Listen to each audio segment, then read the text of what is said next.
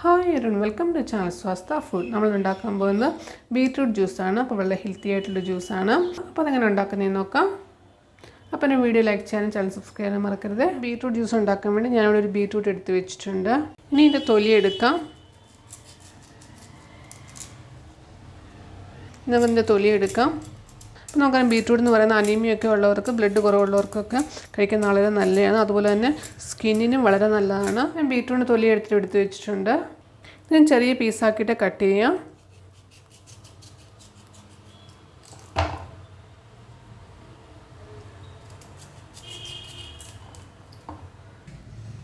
ഇതിങ്ങനെ റഫായിട്ടൊന്ന് ജസ്റ്റ് ഒന്ന് കട്ട് ചെയ്യുക.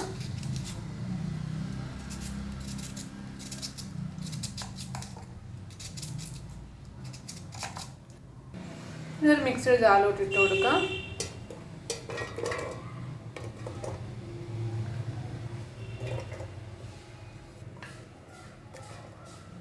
ഇനി ഇതിലൂടെ ചെറിയ പീസ് ഇഞ്ചി അരിഞ്ഞത്, ഇനി ഇതിലൂടെ കുറച്ച് വെള്ളം ഒഴിച്ചു കൊടുക്കാം.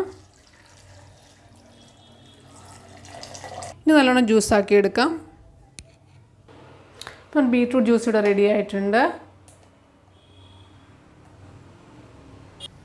ഇതിനകത്തോട്ട് 1 ടീസ്പൂൺ ലെമൺ ജ്യൂസ് ഒഴിക്കുക.